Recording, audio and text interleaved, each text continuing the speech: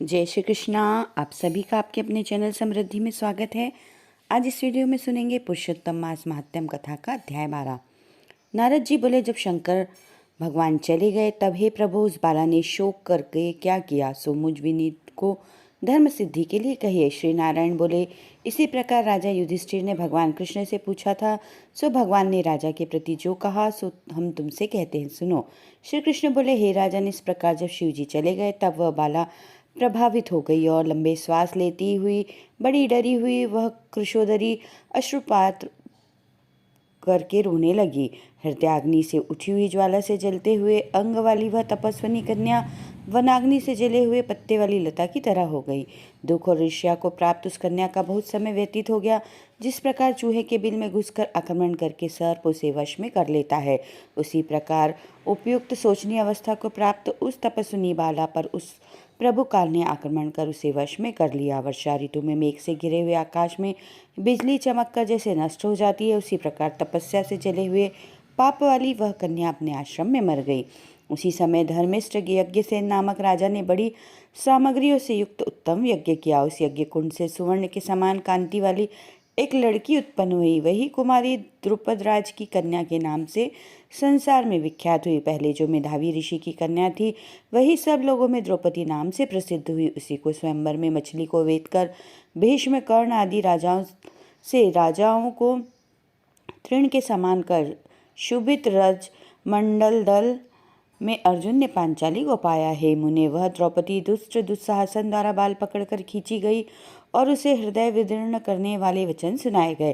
पुरुषोत्तम की अवहेलना करने के कारण मैंने भी उसकी उपेक्षा की। जब वह मेरे में स्नेह करके मेरा नाम बराबर लेने लगी, हे दामोदर, हे दया सिंधु, हे कृष्ण, हे जगतपते, हे नाथ रमानाथ, हे केशव, हे क्लेशनाथन, मेरे माता पिता भातृवर्ग सहेलियों बहिनी भांजे बंधु इष्टपति आदि कोई भी नहीं है। हे ऋषिकेश, मेरे तो आप ही सब कुछ है। हे गोविंद, हे गोपिका नाथ, दीन बंधु दयानिधे, दुशासन से आक्रमण की गई मुझे क्या आप नहीं जानते। यद्यपि पहली पुकार में मैंने उसकी ओर ध्यान नहीं दिया था, पर जब दुशासन से पराभूत होकर उसने मेरा पुनः स्मरण किया, तब गरुड़ पर चढ़ शीघ्र वहां पहुंचकर मैंने राजन उसे बहुत से वस्त्रों से परिपूर्ण कर दिया।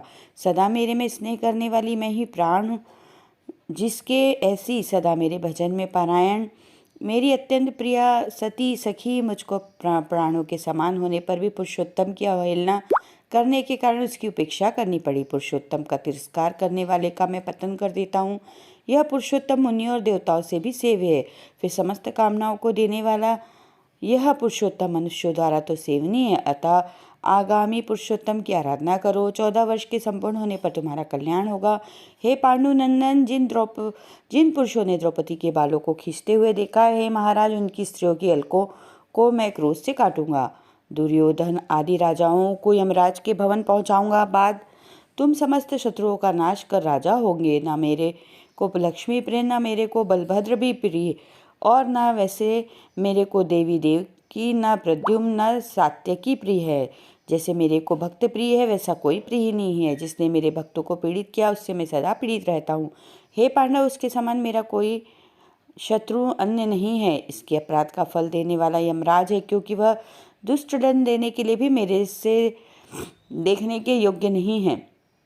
श्री नारायण बोले, श्री कृष्ण ने उन पांडुपुत्र युधिष्ठिर आदि को और द्रौपदी को समझाकर द्वारका जाने की इच्छा से कहा, हे राजन, वियोग से व्याकुल द्वारकापुरी को आज जाऊंगा, जहाँ पर महाभाग वासुदेव जी, हमारे बड़े भाई बलदेव जी, हमारी माता देवकी तथा गद सांब आदि और राहु का आदि यादव, रुक्मणी आदि जो स्त्रियां हैं, दर्शन की उत्कंठा वाले, वे सब हमारे आगमन की कामना से टकटकी लगाकर हमारा ही चिंतन करते होंगे।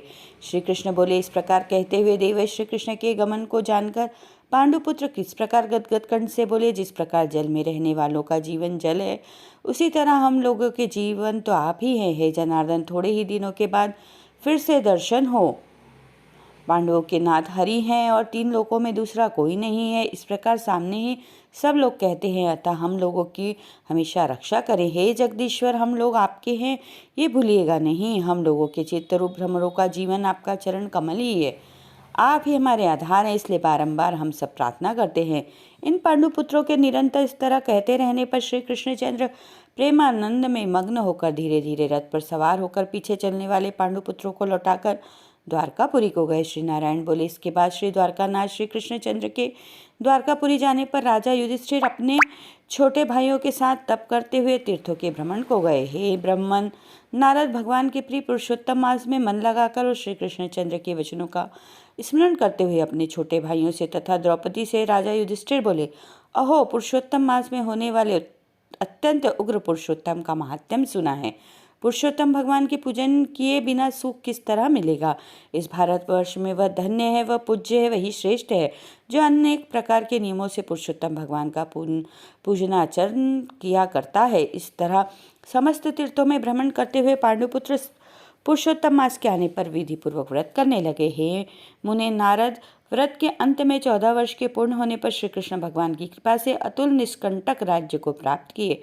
पूर्व काल में सूर्यवंश में होने वाले दृढ़धनवा नाम का राजा पुरुषोत्तम मास के सेवन से बड़ी लक्ष्मी, पुत्र, पौत्र का सुख और अनेक प्रकार के भोगों को भोगकर योगियों को भी दुर्लभ जो भगवान का वैकुंठ लोक है वहां गया। हे मुनि श्रेष्ठ नारद, इस पुरुषोत्तम मास के अतुल महात्म को करोड़ों कल्प समय मिलने पर भी कहने में समर्थ नहीं हूँ। सूत जी बोले, हे विप्रलो, पुरुषोत्तम मास का महात्म कृष्ण देवपायन से मैंने सुना है, तथापि कहने को मैं समर्थ नहीं हूँ।